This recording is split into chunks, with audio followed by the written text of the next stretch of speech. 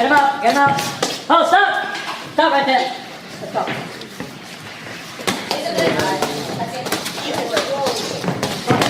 Oh.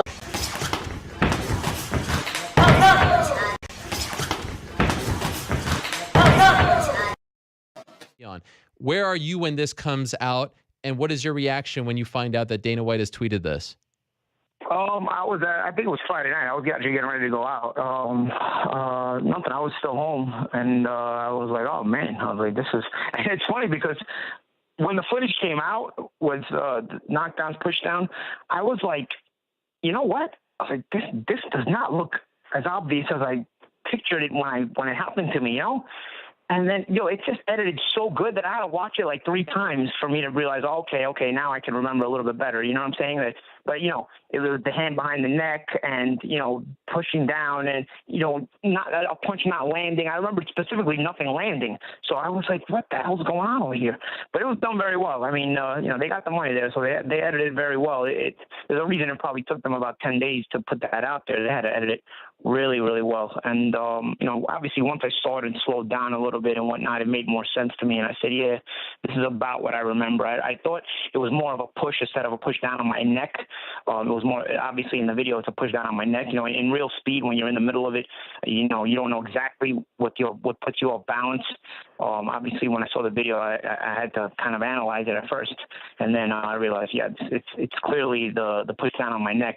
It's actually the result of the push down on my neck because it almost acts like a tug of war where, like you're playing tug of war and you're a kid and then you let go of the rope and the other person goes flying. Mm-hmm. He's got his hand on my neck so strongly and he's throwing that little right hook, which he actually doesn't even know how to make the move. When I get to Vegas and do some video interviews, I'm going to show people how to actually use that dirty move. It's a dirty move, but you got to know how to do it. He's actually so stupid. He didn't even do it right when I saw the video. But anyway, so he throws a little right hook. And he kind of grazes my face with it, but his back foot is off the ground. Like there's nothing on it, even if it was to land. You know what I mean? Because this guy, he doesn't plant enough on his shots in order to get enough leverage on it anyway. But anyway, what I'm saying is, he's got his left hand on my neck and he's throwing his little right hook inside, and I'm trying to pull up as hard as I can now. Because in case he's going to repeat the shot, in case he's going to do something else, and he lets it go. So when he lets go, what happens? I go flying and I fall. It's that same type of effect like when you're playing tug of war. That's the best example I can give. When you're playing tug of war as a kid, and you're pushing as hard as you can, and you let go, the other person goes flying, or the other person lets go and you go flying. It was that kind of effect at the instant of that I went to the canvas. Are you surprised they came out with this? Ultimately, were you expecting it, or did it catch you off guard that they came out with, a couple seconds of footage? Well, as I said to Dan when I just got on, I didn't know they were actually recording. So I wanted the footage of the surveillance camera because somebody told me in that place there's 24 hours, 7 days a week surveillance cameras in there. So I knew there was footage in the surveillance cameras for sure. I didn't know that they were actually recording. I was never told anybody was going to be recording. As a matter of fact, I was told that Conor wants no cameras at all recording. He just has his personal photographers taking pictures. So I was actually lied to like blatantly with that. But so I didn't expect a video in that regard to come out. If anything, a video was going to come out. I thought the surveillance cameras may come out with something, and they may put something out. So no, I didn't know. I didn't expect any of that at all, But Conor, you know what it is? Like, I like the guy. Like, I know what it is. He's adorable, man. Like he's cute. Like he's trying so hard to like tell people like he's gonna win this fight and legitimize himself, and like he's trying so hard to like prove that he's a puncher because all these MMA fans tell him he's a big puncher, and so you can tell he believes it because he talks about stories about how I was concussed after the sparring and I was stumbling. Like he really believes it. Like I think it's like so adorable, because he's trying so hard to legitimize himself to the point where he's lying, putting out edited videos. He's like. He reminds me like the little engine that could. You know what I'm saying? Like nobody really cares about him in this sport. Nobody gives him any chance. And he's like trying so instead of like focusing on like, what, I'm gonna get to the day of the race and I'm gonna win the race, or in this case the fight, instead of focusing on that, he's focusing more on trying to convince everybody beforehand. And it's like it almost comes out adorable because you can see all his efforts, But then, like, me on the inside especially, like, I see how fake it is, you know, like Owen Roddy the other day was taking home videos of the house that he was staying in, and he was trying to make fun of it, like, oh, yeah, this is not a crack house at all. But the problem is Owen Roddy was in a different house than I was staying at. You know what I'm saying? Like, so like, the fact that you went out there to try to prove that to me, and you know you're lying, you know I wasn't staying in that house. You know I wasn't. So now you know you're trying to cover something up, because if you weren't trying to cover something up, you would have recorded the house I stayed at. You know what I'm saying? So they all know they're lying. They all know it's edited. They all know the footage is edited. They all know there wasn't a knockdown. I mean, I posted a slow motion breakdown on my Twitter where, you know, you can actually see Joe Cortez enter the fray with the no knockdown symbol or whatever call on his hands.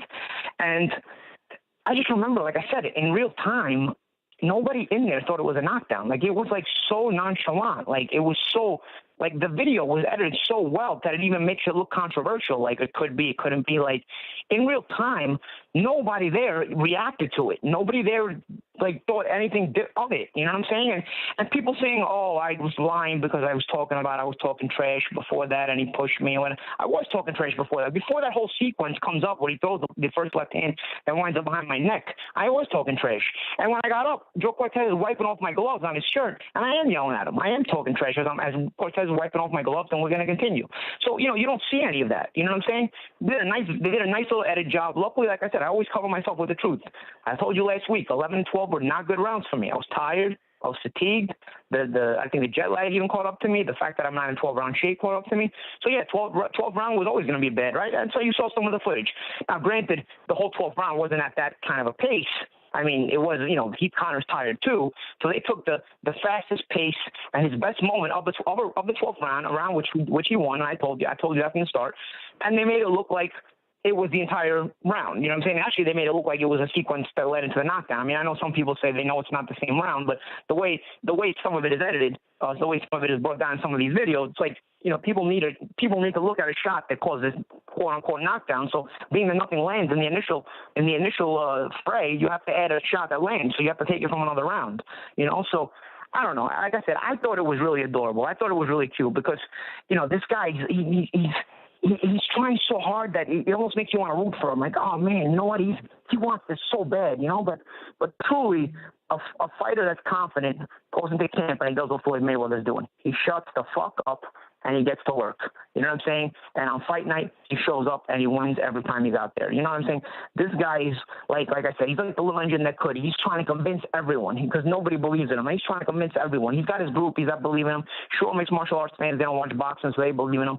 You know, they're all about him. But you know, in reality, he's trying his hardest not to look like a joke. And on the media day, right? When did the video come out, Ariel? It came out Friday night, right? Friday night, yeah. You don't notice it's a nice coincidence that it's the day of his media workout earlier that day, right? Yeah. I mean, the timing was great for us. We were talking to Conor when it came out. So right after his media workout, the talk in boxing was what a joke this guy looked like. I mean, I was getting my timeline filled up with people tweeting me like, this guy can't fight. There's no way he got the better of Malignaggi. This guy looks horrible. This guy can't even put a combination together shadow boxing. You know, like it looks so bad. And they out themselves just from him working out in publicly. So now they needed something to cover this up, to kind of get the attention away from this debacle of a media workout that he put together. So what did they do? They timed the video edit perfect. You know what I mean? Where let's release this and nobody will talk about how ridiculous he looked in the media workout. I mean, it's still a running joke in boxing. Did you see the workout Terrence Crawford was doing where he was imitating Conor? Terrence and his team. Terrence is fighting this Friday. This Saturday, by the way, defending the world title. But they became like a running joke in boxing. So it was like they had to kind of cover it up in some way, shape, or form. So nice job, you know. Like I said, nice edit. It was a nice Hollywood edit. I thought it was adorable. I thought it was cute. But at the end of the day, every day you start to see holes in this little story, you know. But it got a lot of people at first. I'm not gonna lie. A lot of people reacted to it at first. A lot of people reacted to it and then fell for it at first. But every day that passes, you can see more holes in this thing, and it's starting to kind of come out. Even me, I had to watch it 2 or 3 times to realize, like, there's no way this happened like this, you know? And before I started catching up to it, you know what I'm saying? But not other people, when they first watch it, they're not gonna catch on to it right away. You know what I'm saying? They're not gonna watch that thing 2 or 3 times. They're gonna watch it and be like, oh man, Conor's kicking Paulie's ass, you know? So it was well done. It was definitely well done and well edited. What has this been like for you? Because I mean, I see you're going after everyone. You're not just kind of walking away. You're battling everyone that's coming after you. What has this been like for you since Friday? Well, you know what it is? That fat fuck of Dana White, the Pillsbury Doughboy. You put a white hat on him and give him a white shirt. He looks like Pillsbury Doughboy. I just want to touch him in his belly button so he can go, you know, like that little laugh from the Pillsbury Doughboy. You know, like he, after the sparring, he was coming up to me trying to like say nice things like, "Oh man, nice work," like we appreciate it, whatnot. I never liked the guy. I don't think he treats his fighters fairly. I don't think he treats the UFC fighters fairly. There's no MMA act in MMA. There's no Ali act in MMA because of him. Mainly and first and foremost, he's one of the guys trying to prevent it from happening. So no, I don't like him. I don't like the way he treats the fighters, and I don't like anything about him. You know, so I didn't really talk to him even when he tried to say a couple of nice things to me afterwards. I wasn't gonna strike up a conversation. I'm not fake like that. You know, so the only guy I really talked to after the sparring was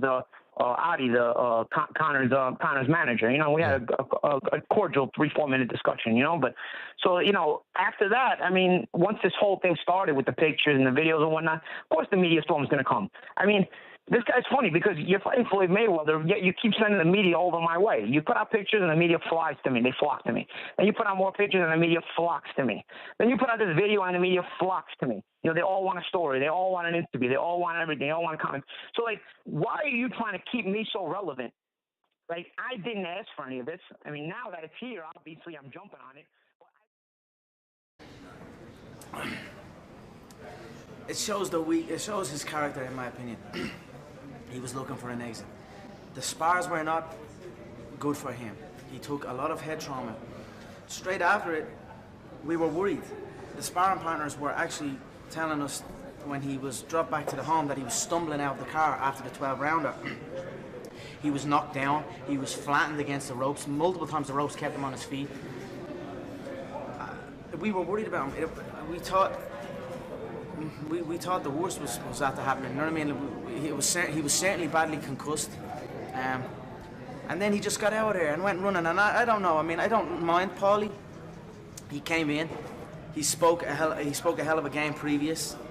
Very disrespectful to the skill set. Very disrespectful to the discipline. But no matter what a man says, if they show up and try to answer that and try their best, you've got to give respect, and that's what happened. He showed up, he tried his best. It didn't go his way, he got his ass whooped, he got his pride dented, and then he wanted a way out. What better way for a guy like him to exit under a load of questions and mysterious, you know what I mean? So, under a load of questions, so... What's your response to the way he says you've been treating your sparring partners as far as the house they're staying at? I think it's ridiculous. I mean, we have multiple houses over here. He can say what he wants. The guy is a mouthpiece. I don't know what else to say. He came in, he got his ass whooped, he got his ego badly dented, and that's it. I mean, we sent the footage of the knockdown. We sent the footage over, and I don't think they are refusing to show it. So he was flattened. What can I say? He got his ass whooped. But I like the guy. He's all right though. He's kind of like a lovable mouthpiece. Do you know what I mean? But he's all right. You know what I mean? So, but it did not go well for him. So, when I was hearing all the stuff he was saying, I was like, it's concussion talk. The man is badly concussed. I mean, look at his face. He was bust up bad. As far as the images that got leaked, let me clear this. I didn't leak no images. The image I leaked and the image I released, the only image I released was the original one where my hands were behind my back, and that was in response to the comment where he said. He went on a big quote, and one of the comments in the quote was, "I will beat him with one hand tied behind my back." So I released one picture with me whooping his ass with both hands behind my back. No connecting to the face shots, no him getting slapped around the ring, nothing like that. After the second one, he went on his world tour, or after the first one, he went on his world tour and came back. He got his ass whooped and he got dropped. One of the pictures got leaked. I don't know how it got leaked. When I found out, I pulled it back. Obviously, the internet's the internet. It blew up, and then he had such an ego about it and so much pride, and then he went running. But it worked out perfect for him because he didn't want to show up and go again. He couldn't. It's just it wasn't in him. So That's it. It worked out great for him. He got to exit under a cloud of questions and exactly what a mouth like him wants. So that's Any it. concern he might speak to Floyd? Sorry? Any concern he might speak to Floyd? Let him speak. I'm sure he has. Let him speak. You can't prepare for me. You can't prepare for me. You can't prepare for the movement. You can't prepare for any of it. He can sit here and watch this, and I'm sure he has been watching that. Let him watch. Let him try and study. But you cannot prepare for this. There's nobody in the game that moves like me, that strikes like me, and that has the confidence like me. So let them speak. Let them talk. It's all good. Conor, can you describe how you're going to take out Floyd?